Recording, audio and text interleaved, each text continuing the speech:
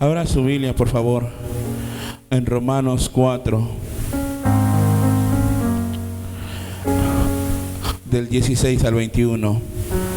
Yo voy a avanzar. Los que no encuentran, está en la pantalla. La palabra de Dios se lee en el nombre del Padre, del Hijo y del Espíritu Santo. Por tanto, es por fe, para que sea por gracia, a fin de que la promesa sea firme para toda su descendencia, no solamente para la que es de la ley, sino también para la que es de la fe de Abraham, el cual es Padre de todos nosotros. Como está escrito: te he puesto por padre de muchas gentes delante de Dios, a quien creyó, el cual da vida a los muertos y llama las cosas que no son como si fuesen. Él creyó en esperanza contra esperanza, para llegar a ser padre de muchas gentes, conforme a lo que se le había dicho: así será tu descendencia. Y no se debilitó en la fe al considerar su cuerpo, que estaba ya como muerto, siendo de casi 100 años. Y no se debilitó en la fe al considerar que su cuerpo, que estaba ya como muerto, siendo de casi 100 años, o la esterilidad de la matriz de Sara. Tampoco dudó por incredulidad de la promesa de Dios, sino que se fortaleció en fe, dando gloria a Dios. Por nuestra seguridad, no es la opinión del mundo, está en lo que Dios me ha hablado en su palabra. El mundo me va a decir que no puedo, el mundo me va a decir que no tengo esto, el otro, pero yo no vivo por las palabras del mundo, yo vivo por la palabra que Dios me ha dado. Aquí vamos a ver, como hemos leído, un pasaje que este hombre Abraham no pone atención a la razón humana, porque la razón humana le diría: es imposible que tú seas padre. Se mantuvo en lo que Dios le había dicho. Dios quiere enseñarnos cuál es el propósito de la prueba. Dios quiere enseñarte cuál es el propósito de la prueba. Cuando estamos viviendo una prueba, es motivo de alegría. Cuando usted vive una prueba, tiene que estar como alegre. Santiago 1:2 dice la palabra de Dios: hermanos míos, tened por sumo gozo cuando halléis en una prueba. Entonces, las pruebas, como yo, hijo de Dios, tengo que estar como lleno de alegría. Porque esa es la intervención de Dios en el proceso de nuestra formación. ¿Cómo te vas a formar si no tienes pruebas? ¿Cómo sé que estás aprendiendo si no tienes pruebas? Cuando te viene una prueba, gózate en el Señor, porque detrás de la prueba viene la victoria.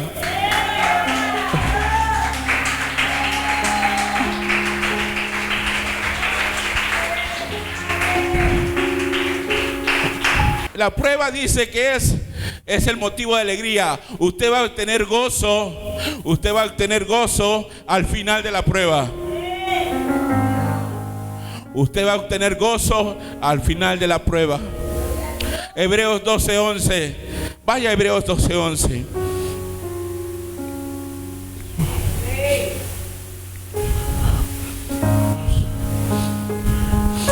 Hebreos 12:11. Es verdad que ninguna disciplina al presente parece ser causa de gozo, sino de tristeza. Pero después da fruto apacible de justicia a los que en ella han sido ejercitados.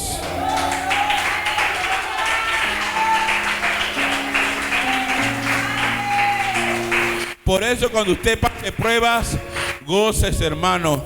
La prueba tiene que completar su ciclo. Santiago 1:4.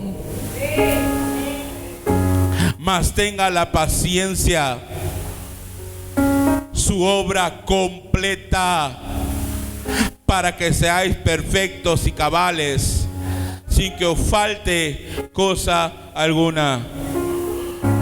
La prueba tiene que completar su ciclo. Abraham fue sometido a una prueba de fe. La promesa que Dios le había dicho estaba fuera de nuestra lógica. Dice que el hombre puede tener hijos hasta los 50 años y las mujeres hasta los 40. Puede que más, puede que menos, pero más o menos es ahí. Y si se guiaban a la lógica humana, estaba todo fuera de la lógica. Era imposible que Abraham pudiera tener hijos. Génesis 17:17. ¿Qué dice la palabra de Dios? Entonces Abraham se prostró sobre su rostro. ¿Y qué hizo? Y se rió. Y dijo en su corazón: a hombre de 100 años ha de nacer hijo, y Sara ya de 90 años ha de concebir. Era algo ilógico para todo pensamiento humano. Era difícil de entender esta idea. Sara no podía creer tener un hijo a su edad. Si usted se va al Génesis 18, 11 y 12,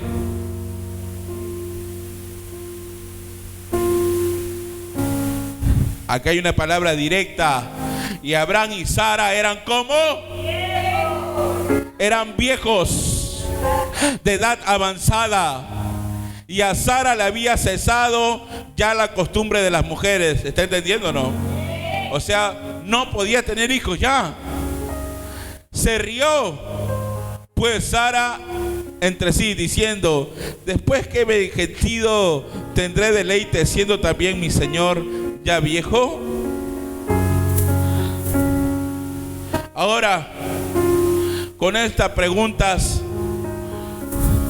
Dios no le dice: y tienes que hacer esto, tienes que hacer el otro, científicamente. No. Dios le responde con algo. Dios le responde y dice: ¿hay para mí alguna cosa difícil? Génesis 18:14.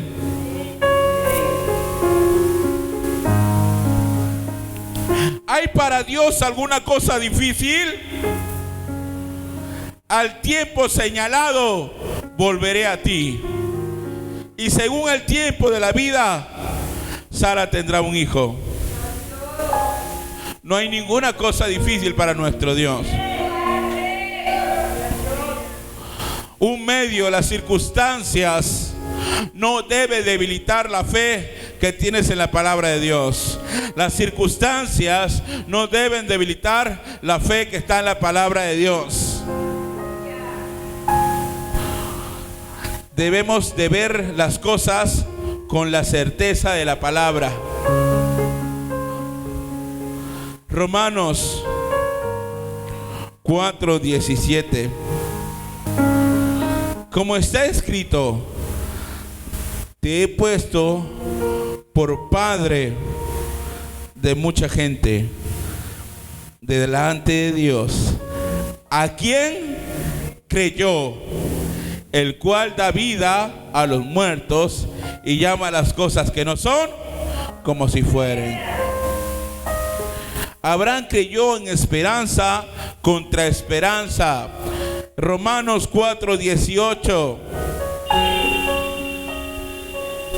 Él creyó en esperanza contra esperanza para llegar a ser padre de muchas gentes. Conforme a lo que se le había dicho: así será tu descendencia. ¿Cómo es esperanza contra esperanza? Te la voy a leer en la versión actual. Cuando Dios le prometió a Abraham que tendría muchísimos descendientes, esto parecía imposible. Sin embargo, por su esperanza y confianza en Dios, Abraham llegó a ser el antepasado de gente de muchos países que también confían en Dios.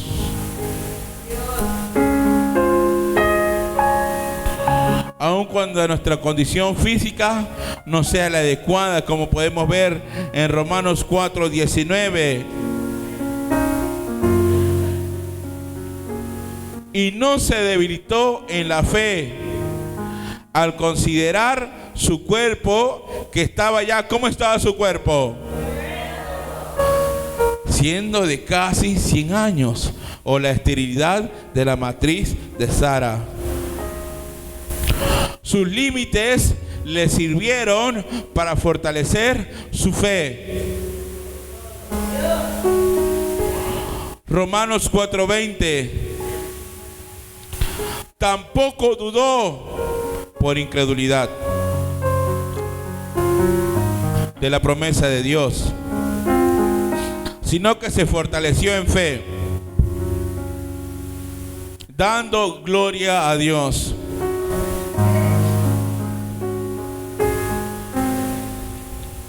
Tenemos también el ejemplo de Elías. Como supo Elías que después de 3 años iba a llover. Primera de Reyes 18:41. Entonces Elías dijo a Acab: sube, come y bebe, porque una lluvia grande se oye. Oye, escuchen, pero ¿cómo creyó Elías? Hermano, ¿cómo creía Elías si 3 años no llovía? 3 años no llovía. ¿Y por qué obedeció la voz de Dios? Señor, si 3 años no llovía, ¿cómo dices que va a llover? Señor, si toda la vida he vivido así, ¿cómo dices que va a haber un cambio?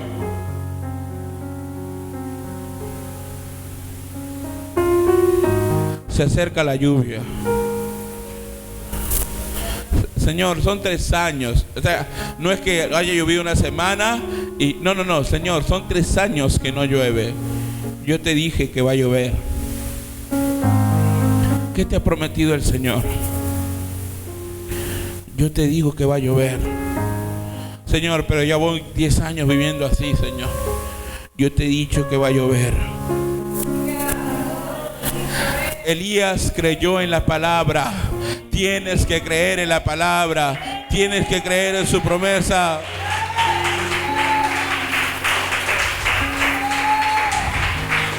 Miren, hermanos, vaya, Primera de Reyes 18:1. Mira qué dice la palabra de Dios.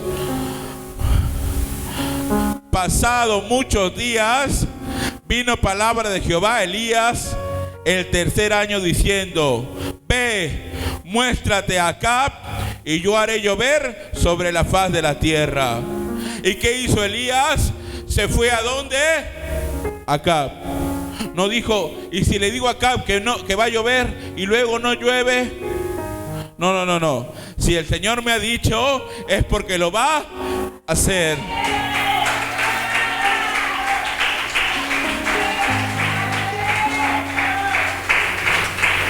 Aunque parezca que está seco, el Señor me ha dicho que va a llover. No permitas que la razón y el mundo interpongan tu fe. No le des caso a la razón. No escuches la voz del mundo. No pongas para que interrumpan tu fe. Elías fue protegido por Dios. Aquel que cree en su palabra, Dios lo protege.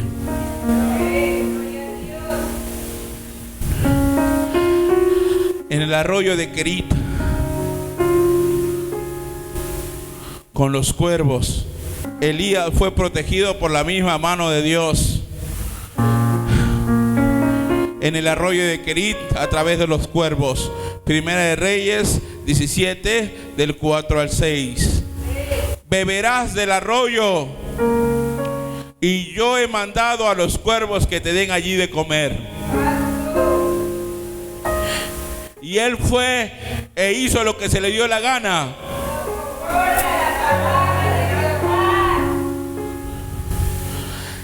Conforme a la palabra de Jehová. Y él fue e hizo conforme a la palabra de Jehová. Pues se fue y vivió junto al arroyo de Querit, que está frente al Jordán.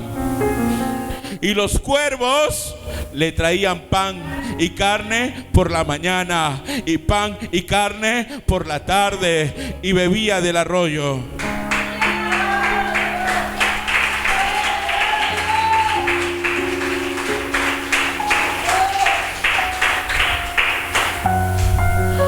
Yo tengo que actuar conforme a la palabra para que Dios me responda. ¿Cómo yo voy a ir? Yo voy a ir donde está el río. Mándame a la ciudad. Mándame donde hay algo. Mándame en una casa donde estoy seguro. Vete al río. No, Señor, es que ahí no hay nada, Señor. Yo te voy a mandar cuervos que te den de comer. Y esto no está en la lógica humana, pues. Tú no vas a creer porque esto no está en la lógica humana. Dios no trabaja con la lógica humana, porque Dios es sobrenatural.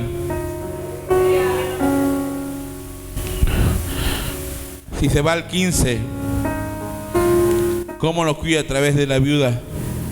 Al 16, Primera de Reyes 17, 15 y 16.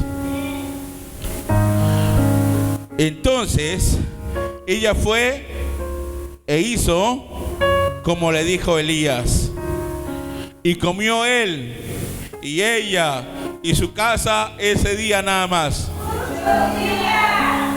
Pero no decía que solamente tenía para él y su hijo que iban a morir.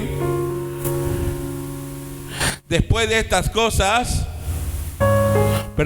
y la harina de la tinaja no escaseó, ni el aceite de la vasija menguó, conforme a la palabra de Elías, conforme a la palabra que Jehová había dicho por Elías.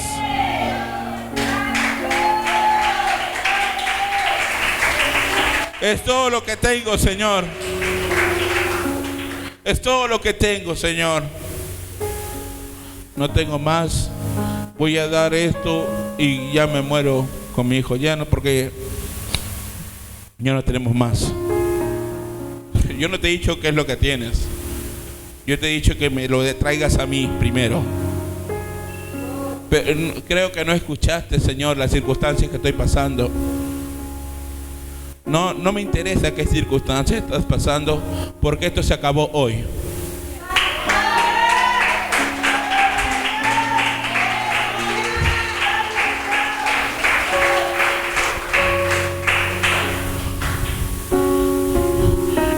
Pero alcanzó para Elías, alcanzó para ella, alcanzó para su hijo por muchos días. O sea, había multiplicación en su casa. Y dice que la harina no escaseó, ni el aceite escaseó. Y luego vemos cómo Dios sigue respaldando, a pesar de ese milagro, con la resurrección.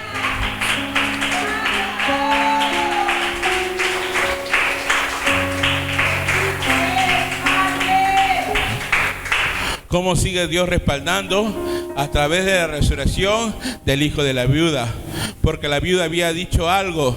Había dicho que mi hijo y yo vamos a morir. Y ya se había movido el milagro ahí. ¿Y qué pasó en el 17? Primera de Reyes 17. Después de estas cosas, aconteció que cayó enfermo el hijo del ama de la casa, y la enfermedad fue tan grave que no quedó el aliento. Y ella dijo a Elías: ¿qué tengo yo contigo, varón de Dios? ¿Has venido a mí para traer a morir a memoria mis iniquidades y para hacer morir a mi hijo? Él le dijo: dame acá tu hijo. Entonces él lo tomó de su regazo y lo llevó al aposento donde él estaba y lo puso sobre su cama y oró bajito. Y oró bajito para que su mamá no escuchara lo que estaba diciendo. Y dijo: Jehová Dios mío, aún a la viuda en cuya casa estoy hospedado, ¿has afligido haciéndole morir su hijo? Y se tendió sobre el niño 3 veces y siguió orando bajito para que no le escucharan. Y dijo: Jehová Dios mío, te ruego que hagas volver el alma de este niño a él. Y Jehová oyó la voz de Elías.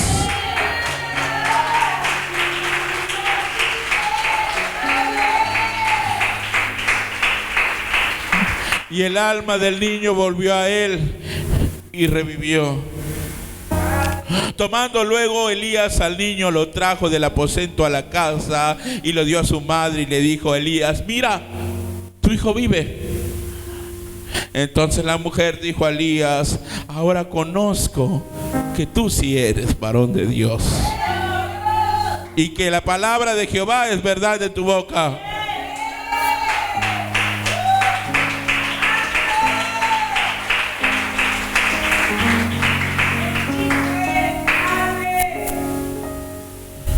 Como Elías, por creer en Dios, como Dios respaldaba a Elías a través del holocausto consumido. Si usted se va a Primera de Reyes 18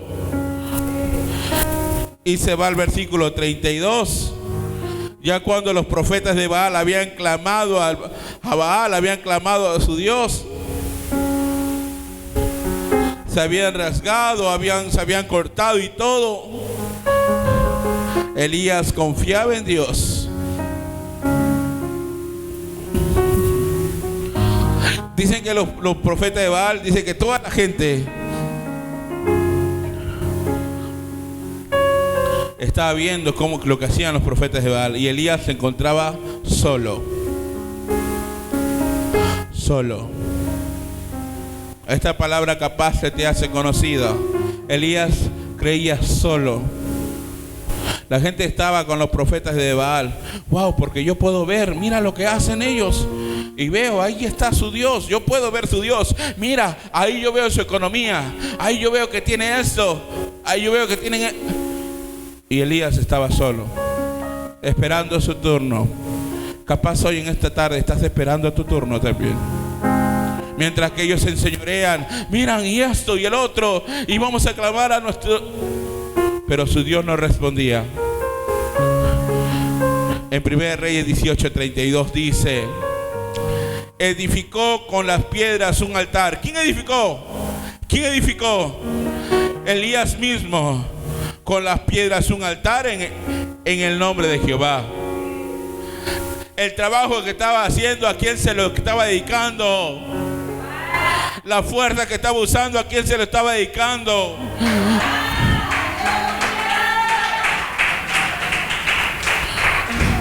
Él mismo cargaba las piedras, un altar en el nombre de Jehová. Después hizo una zanja alrededor del altar en que cupieran en 2 medidas de grano. Preparó luego la leña y cortó el buey y en pedazos y lo puso sobre la leña. Eso lo hizo absolutamente solo. Y dijo: llenad 4 cántaros de agua y derramadla sobre el holocausto y sobre la leña. Y dijo: hacerlo otra vez. Y otra vez lo hicieron. Dijo aún: hacerlo la tercera vez. Y lo hicieron la tercera vez. De manera que el agua corría alrededor del altar, y también se había llenado de agua la zanja. Cuando llegó la hora de ofrecerse el holocausto, se acercó al profeta Elías y dijo: Jehová, Dios de Abraham, de Isaac y de Israel, sea hoy manifiesto que tú eres Dios en Israel y que yo soy tu siervo y que por mandato tuyo he hecho todas estas cosas. Respóndeme, Jehová, respóndeme, para que conozca este el pueblo que tú, oh Jehová, eres el Dios y que tú vuelves a ti el corazón de ellos. Entonces cayó fuego de Jehová y consumió el holocausto, la leña, las piedras y el polvo, y aún lamió el agua que estaba en la zanja.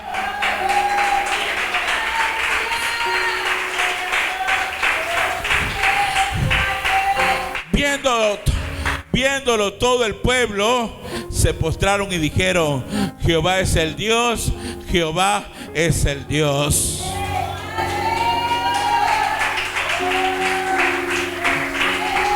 Señor, te pedimos que tú hagas este milagro para que la gente te conozca quién eres tú, Señor.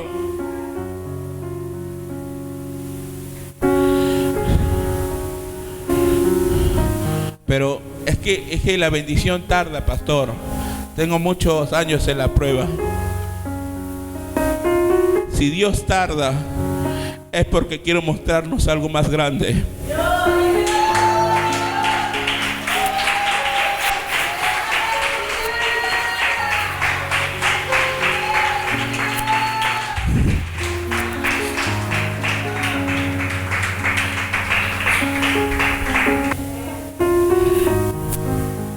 Y por eso que Dios me dice: ¿sabes por qué tardo, hijo? Porque para lo que tengo para el pueblo del Arca de Salvación es mucho más grande.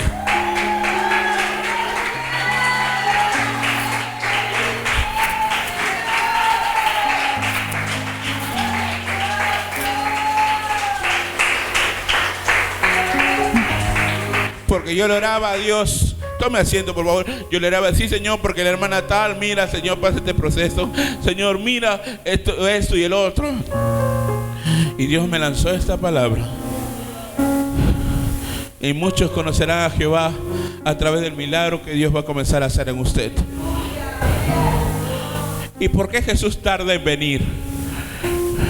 En el caso de Lázaro,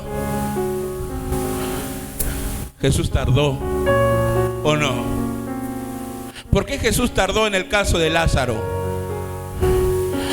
Porque el milagro tenía que ser más grande.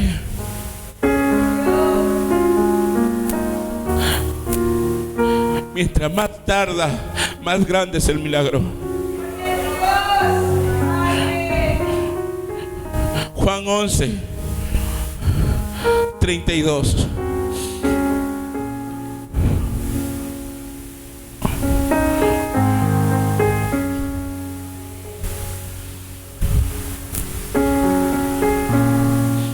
María, cuando llegó a donde estaba Jesús, al verle, se postró a sus pies, diciéndole: Señor, ¿qué le dijo? No habría muerto mi hermano. Señor, si tú estuvieras conmigo, no me pasaría esto. Señor, si tú estuvieras conmigo, yo tendría esto. Señor, si tú me bendijeras, Señor, yo tendría esto, Señor. Si tú hubieras estado aquí, Señor, mi hermano no moría. Jesús entonces, al verla llorando, y a los judíos que la acompañaban también llorando, se estremeció en espíritu y se conmovió. Y dijo: ¿dónde le pusisteis? Le dijeron: Señor, ven y ve. Jesús lloró. Dijeron entonces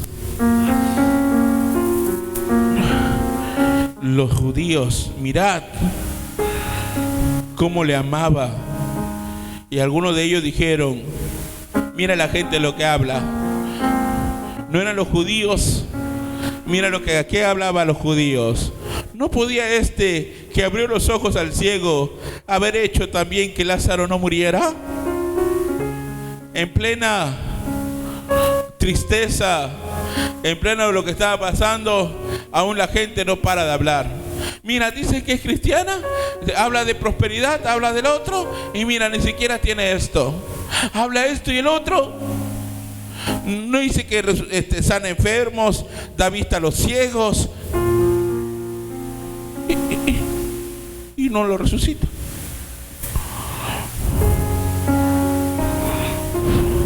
(38) Jesús, profundamente conmovido otra vez, vino al sepulcro. Era una cueva y tenía una piedra puesta encima. Dijo Jesús: quitad la piedra. Marta, la hermana del que había muerto, le dijo: Señor, hiede ya, porque es de 4 días. Una hermana que era María se quejó con Jesús y le dijo: Señor, hubieras estado antes, mi hermano no moría. Marta, incrédulo. María, quejándose, y Marta, incrédulo.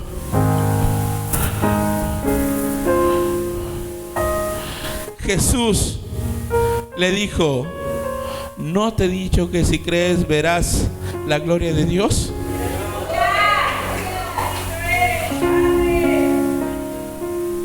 Entonces quitaron la piedra de donde había sido puesto el muerto. Y Jesús, alzando los ojos a lo alto, dijo: Padre, gracias te doy por haberme oído. Yo sabía que siempre me oyes, pero lo dije por causa de la multitud que está alrededor, para que crean que tú me has enviado. Y habiendo dicho esto, clamó bajito nomás: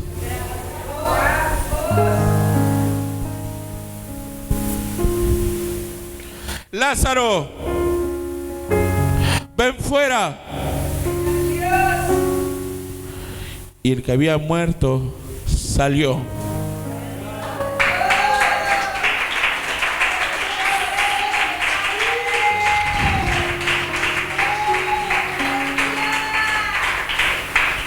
Ataba las manos y los pies con vendas y el rostro envuelto en un sudario. Jesús le dijo: desatarle y déjale ir. Jesús no se movió por lo que se queja de Marta. Jesús no se movió por la incredulidad, de Marta, por la queja de María. Jesús se mueve conforme a su palabra. Cuando los discípulos navegaban en el mar, Mateo 8:24, y aquí que se levantó en el mar una tempestad tan grande que las olas cubrían la barca, pero él dormía.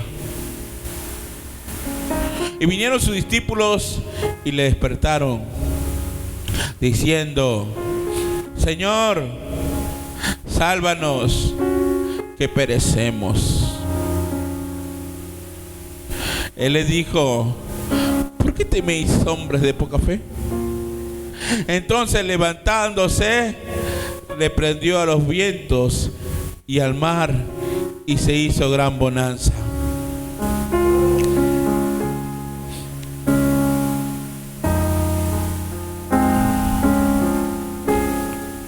Y se hizo gran bonanza y todo quedó muy tranquilo. Señor, pero pasa este problema, pasa esta dificultad y pasa esto. Señor, sálvanos. Hijo, a ti no te va a pasar nada.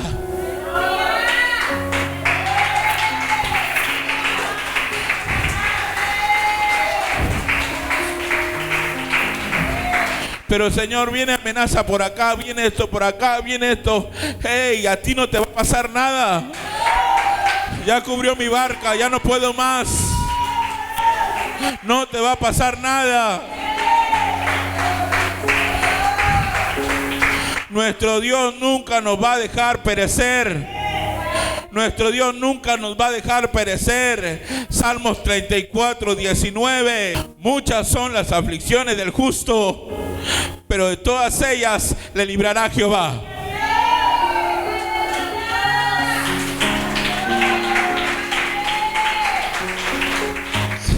Hay gente que no ha entendido esto.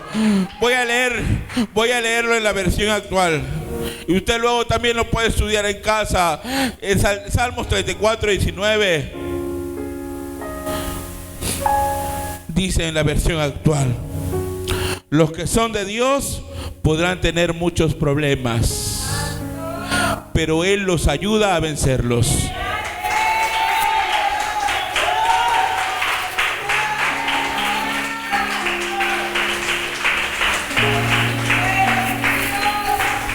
Tome asiento. Salmos 37, 24. Salmos 3. Mira que yo te estoy diciendo conforme a la palabra, hermano, ¿eh? Salmos 37,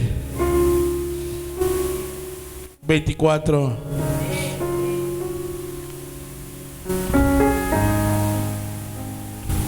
Cuando el hombre cayere, no quedará postrado, porque Jehová sostiene su mano.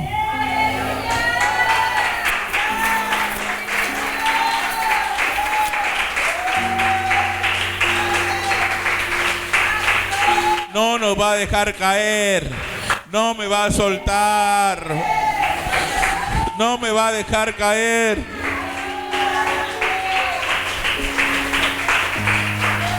Debes estar convencido de la palabra de Dios. Tienes que estar convencido de la palabra de Dios.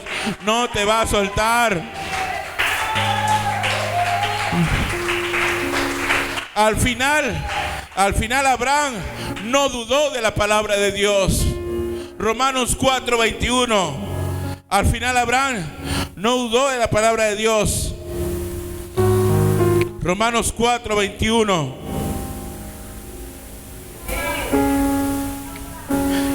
Plenamente convencido de que era también poderoso para hacer todo lo que había prometido.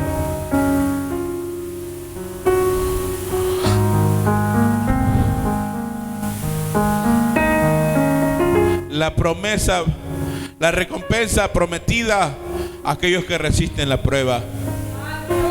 Hay una promesa. Santiago 1:12. Santiago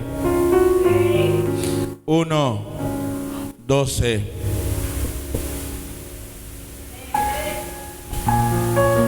Bienaventurado el varón que soporta la tentación, porque cuando haya resistido la prueba, recibirá la corona de vida.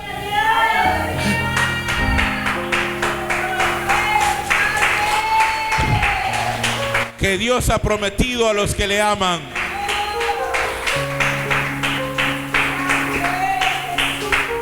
El término bienaventurado que se usa en este texto proviene del griego Makarios.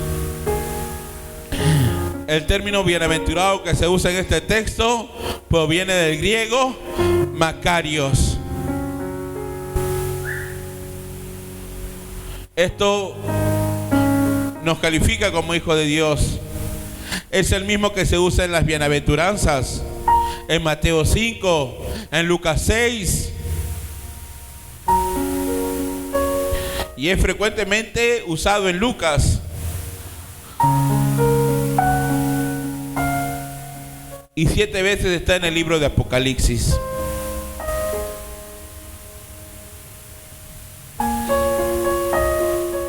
El apóstol Santiago en el versículo 12 indica que es bienaventurado, es decir, dichoso el que soporta la tentación. Dichoso el que soporta la tentación.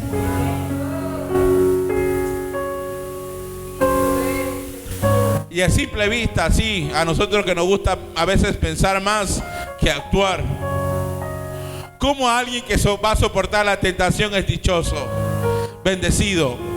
Ya que la prueba en sí misma es dolorosa. ¿Cómo alguien que soporta una prueba va a ser dichoso si la prueba es dolorosa? ¿O no? ¿O la prueba es bonita? La prueba es algo que te gusta. La prueba es dolorosa. ¿Cómo alguien va a ser dichoso? Esto solamente es posible entenderlo cuando vamos a descubrir el resultado final.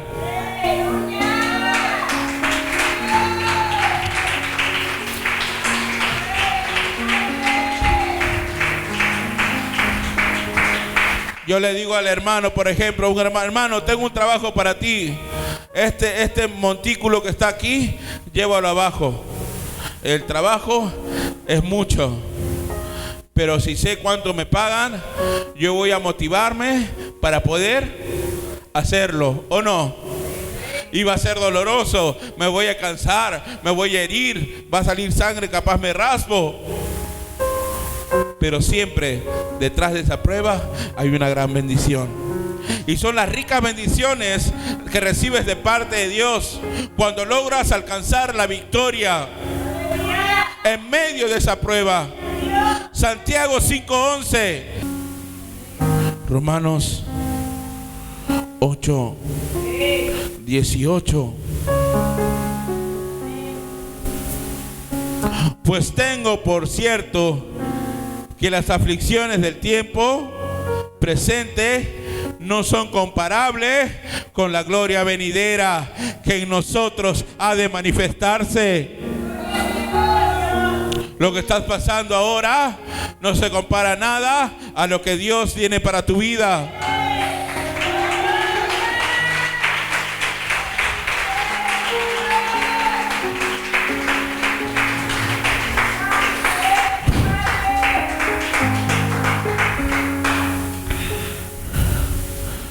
En Santiago 1:12 al comienzo dice: el hombre es bienaventurado por soportar la tentación.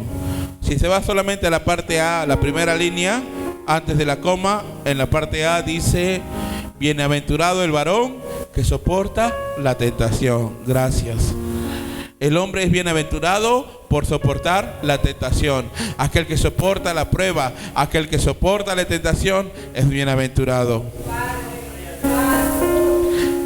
Esta palabra soportar proviene del griego hupomeno.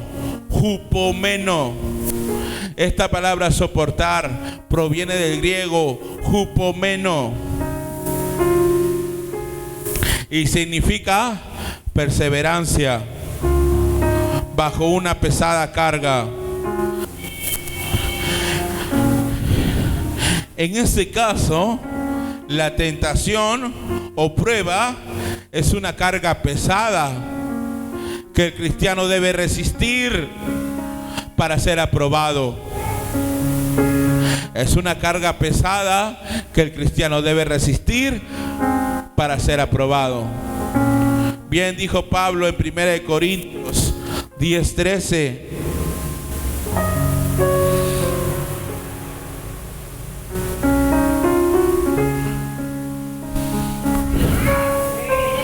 No os ha sobrevenido ninguna tentación que no sea humana, pero fiel es Dios, que no os dejará ser tentado más de lo que podáis resistir, sino que dará también juntamente con la tentación la salida para que podáis soportar.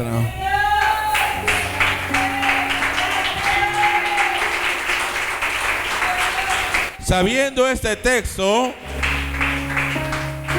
podemos descansar en la seguridad de Dios, quien dice que Él me va a ayudar a soportar la tentación. Resistir a la prueba también provee el premio de la vida eterna que ha prometido a los que le aman. Pero antes es necesario ser aprobado.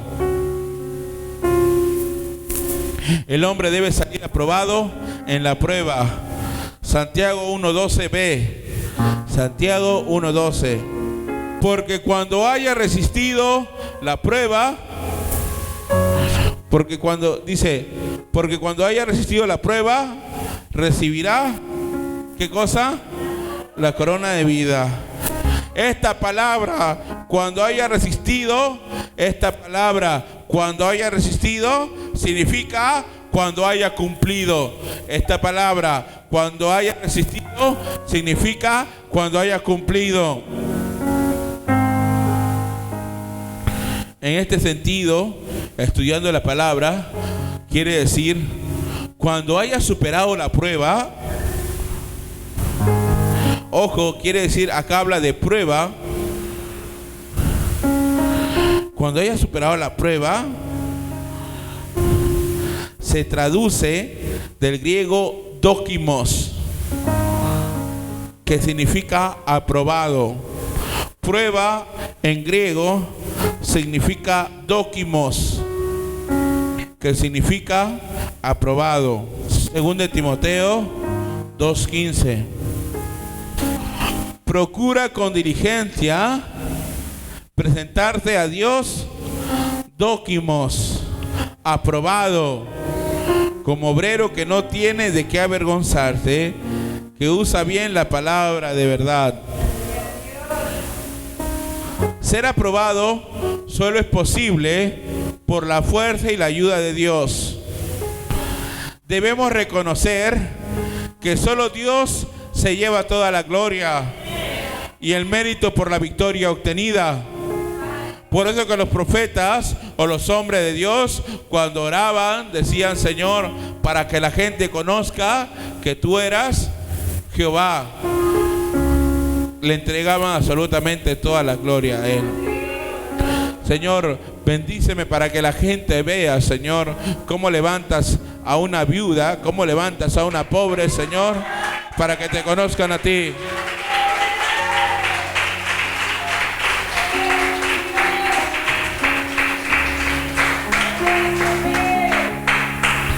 Y tú no eras la que no tenía nada, tú no eras esta. Sí, pero Jehová me bendijo.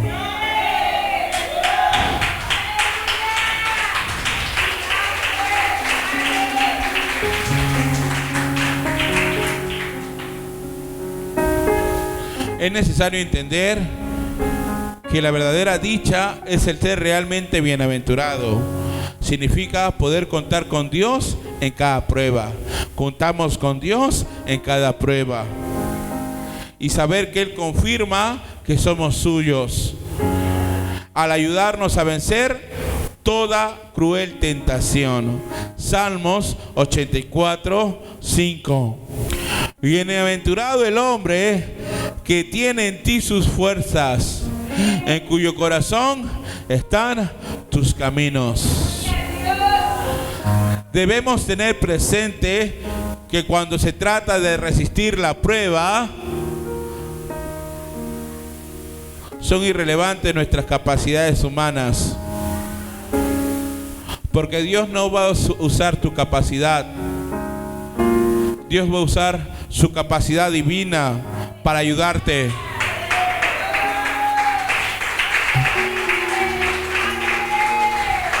A vencer y llevarte toda la gloria, y llevarse toda la gloria, para decir: ¿y cómo hiciste eso? ¿Verdad, hermano? Yo no sabía cómo hacerlo, pero Dios me ayudó.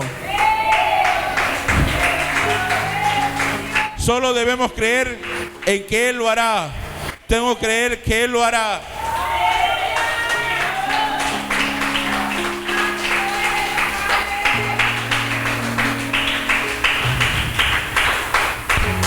¿Saben cuál es lo peor? Que muchas veces creemos que cuando pasamos la prueba debemos luchar solos. Yo sé hacer esto, yo sé hacer lo otro, yo salgo de esta. Sí, muchas veces crees que debes luchar solo. Y realmente no es así. El llamado es a soportar la prueba y también a salir aprobados. Pero esto solo será posible si estamos íntimamente conectados con Dios. Aquí viene el paréntesis. Si Si usted no está conectado con Dios, no va a poder resistir la prueba.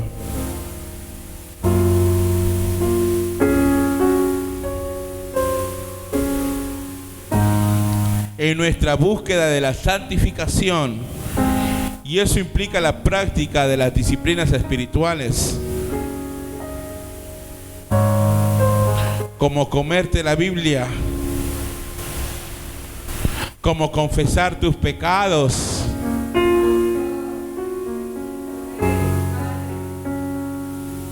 si usted no confiesa sus pecados, hermano, nunca va a tener una conexión íntima con Dios. El ayuno, el servicio, e incluso cosas que involucran a la iglesia.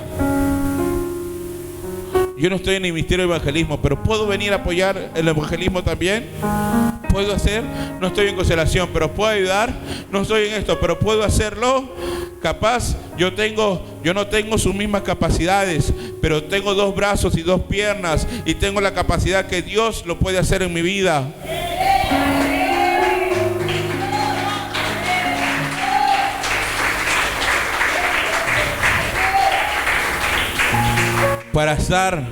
Para poder soportar la prueba, hermano, yo no tengo que tener ni un peso, pues.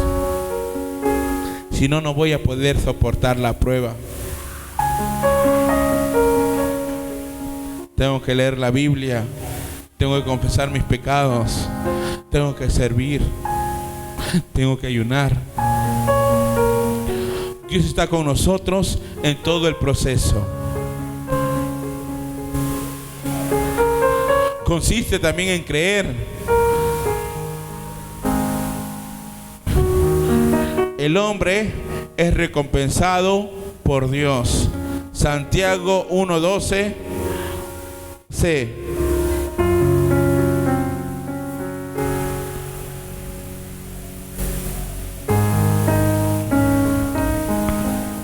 Después de la coma,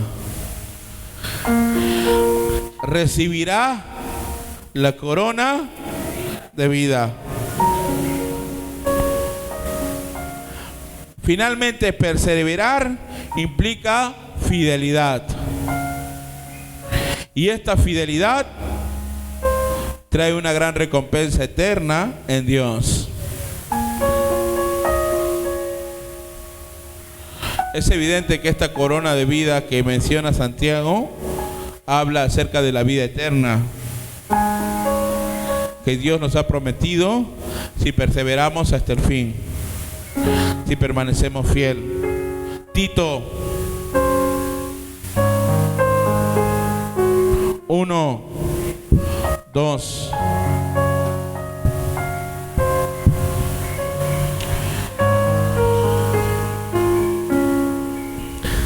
En la esperanza de la vida eterna, la cual Dios, que no miente, prometió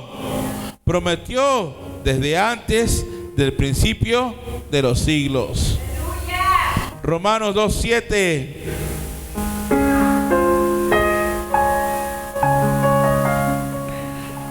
Vida eterna a los que se cansan en bien hacer, perseverando en bien hacer, buscan gloria y honra e inmortalidad. Podemos resumir que los que aman a Dios son aquellos que soportan las pruebas. Todo el mundo dice que ama a Dios, pero aquel que ama a Dios soporta las pruebas. Y finalmente resiste a aquellas pruebas y son aprobados. ¿Quiénes son los que aman a Dios? Sus escogidos. Así que gózate si tú amas a Dios. Gózate si viene la prueba y la resistes.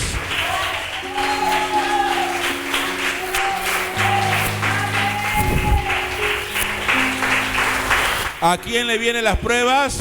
A sus escogidos.